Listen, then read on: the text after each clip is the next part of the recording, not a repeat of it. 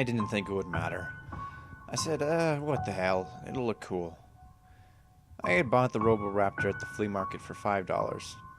I named him Dominic, but mostly I called him Robo, and it stuck with him. For the longest time, I kept him by the door on a shelf where I could stack papers and hats in his mouth so I wouldn't forget him.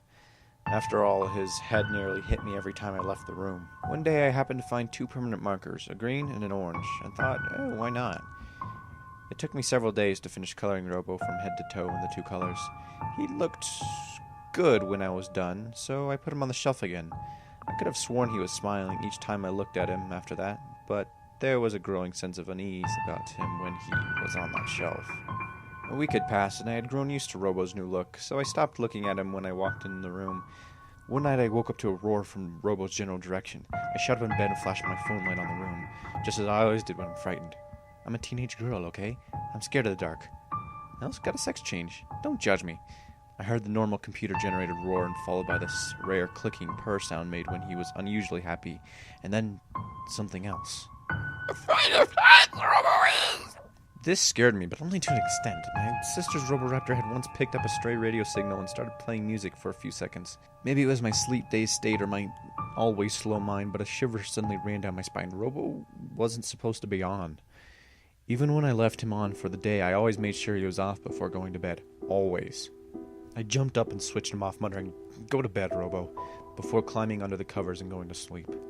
After that night, Robo became my main focus. Everything came back to Robo. A question that often crossed my mind was, is he hungry? Usually I reminded myself that he was a toy, but other times I found myself sneaking food up to my room and putting it on the floor in front of his house. Yes, his house.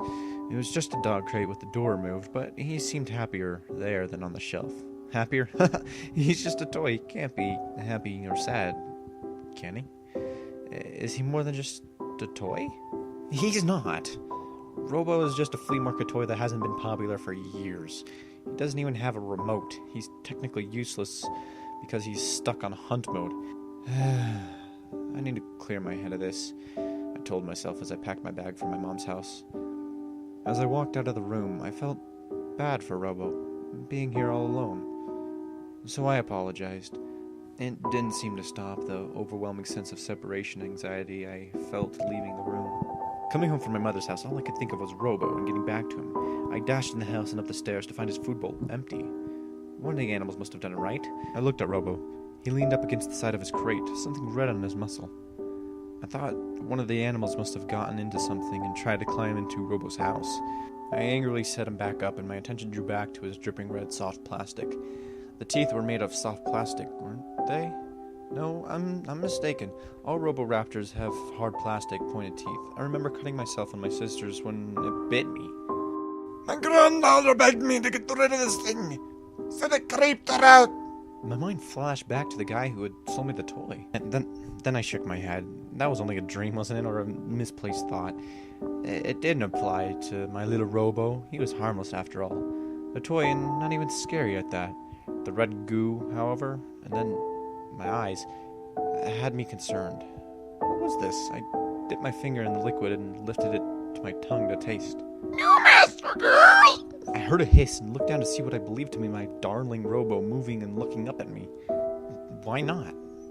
I asked, not sure if I'm dreaming or not. Robo's different now. I'm not sure if he had always looked the way he does now. The shiny green pieces of metal jutting out of the arranged flesh seems familiar, but it feels like it had once looked different. Your master! Get blood! Robo answered. The purplish screen on top of his head had a line that moved in time with the electronic voice I hear. Blood? From who? I ask, and he squeezes between my legs and trots over to the slightly ajar closet door. I peek inside to see not one but 2 young girls in a heap, terrified expressions on their faces as they clutched each other to close. I pick Robo up and clutch him to my chest, closing the door and backing away.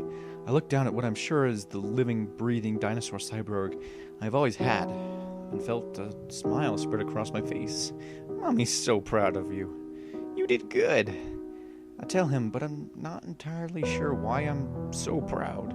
Will Daryl Masker get rid of the bodies for Robo? he asked, and I nodded, wrapping my arms tighter around him and taking him to the bed. Of course, baby, when night falls, I tell him. What the hell did I just read?